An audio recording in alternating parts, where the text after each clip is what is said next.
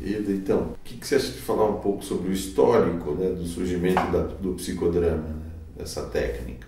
Bom, eu acho que para começar um histórico do psicodrama, a gente precisa entender um pouquinho quem era Jacó Levi Moreno. Ele era uma pessoa extraordinária, muito além do seu tempo, tanto que ele disse, olha, minhas ideias vão só ser apreciadas mesmo no século XXI, não agora no século XX, que ele já sabia que ele era bem avançado. Ele se formou em psiquiatria em 1917 lá em Viena, mas antes disso ele já tinha participado de inúmeros tipos de movimentos e ele sempre trabalhou em uma área mais social. Então, mesmo antes de se formar como médico, como psiquiatra, ele trabalhava nos jardins de Viena contando histórias para as crianças e montando cenas daquelas histórias. E também trabalhou com um grupo que ninguém ousaria trabalhar, com um grupo de prostitutas, em que ele fazia cenas e ao mesmo tempo orientava, e que resultou em elas se fortalecerem e criarem um sindicato na época. Então ele já era assim antes de começar o seu trabalho de psicodrama. Quando ele se formou médico em 1917, ele começou a exercer a psiquiatria, né? E ele era muito ligado à área de teatro, ele sempre gostou de teatro, teve influência de Stanislavski, tudo. E ele começou a montar um teatro, que ele falou, por que o teatro tem que ter texto fechado, né? Não, o teatro tem que ser espontâneo. E montou o Teatro da Espontaneidade. E nesse Teatro da Espontaneidade, os atores simplesmente tinham que improvisar qualquer coisa. O que aconteceu? Lá em Viena, o pessoal começou a desconfiar. Mas que história é essa? Quando saía bonito, eles diziam assim, isso aqui foi ensaiado. Imagina se não foi ensaiado. Quando saía mais ou menos, eu falei, também isso aí, ó, tá vendo? Não presta, é um teatro sem roteiro.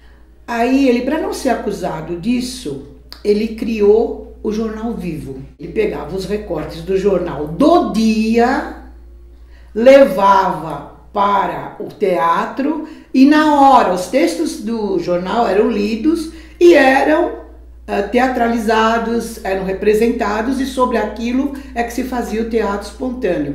Ele nem sabia que ele já estava criando aí um sociodrama. Ele já estava trabalhando com níveis sociais, né? E essa foi uma parte que ele fez no começo. O primeiro trabalho mesmo, que se pode dizer que foi um trabalho psicodramático, assim, que ele abriu ao público a participação, e o que ele fez? Ele montou um trono, convidou todo mundo do povo, foi gente muito simples, gente mais curiosa, né? E ele disse, agora nós vamos aqui, quem quiser do público sentar nesse trono para ser o rei e dizer o que vai fazer em benefício do povo. E depois a plateia vai julgar se ele merece ou não o lugar de rei. E aí aquilo foi correndo, um subia, era vaiado, outro subia. Enfim, no final se concluiu que ninguém poderia sentar naquele trono e ninguém mereceria ser rei e mandar no mundo. Depois ele continuou a fazer esse teatro espontâneo e ele contratava atores. Ele tinha grupo de ator, dentro do seu grupo de atores, ele tinha um casal. O casal era Bárbara e Jorge, um casal simpático lá. A Bárbara sempre fazia papéis assim delicados, papéis assim muito doces, de menina muito boa. E o Jorge fazia lá os papéis que o Moreno lhe atribuía. E eles eram casados. E um dia ele disse assim, eu vou te confessar uma coisa, viu? Ela está um demônio em casa. Você não pensa que ela é boazinha como ela é aqui no palco? Ela bate porta, é uma megera. Eu não estou aguentando mais viver com a Bárbara. Aí o Moreno pensou um pouco, disse, vou fazer uma experiência. Começou a dar papéis para a Bárbara, papéis violentos, papel de prostituta assassinada. Nossa, ela se saiu muito bem, saiu de lá muito saltitante, achando que aquilo foi maravilhoso. E o tempo foi passando. E um dia o Jorge falou, você sabe que nós estamos nos dando muito bem agora?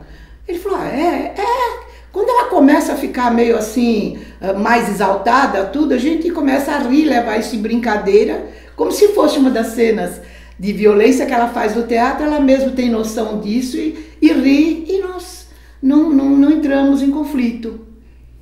O Moreno falou assim, aí está o efeito terapêutico dessa técnica teatral. E foi aí que ele iniciou o primeiro trabalho de psicodrama e, com base nisso, ele criou toda a sua teoria. Em 1925, o Moreno foi para os Estados Unidos, até porque ele tinha origem judaica e as coisas lá na Europa não andavam muito bem.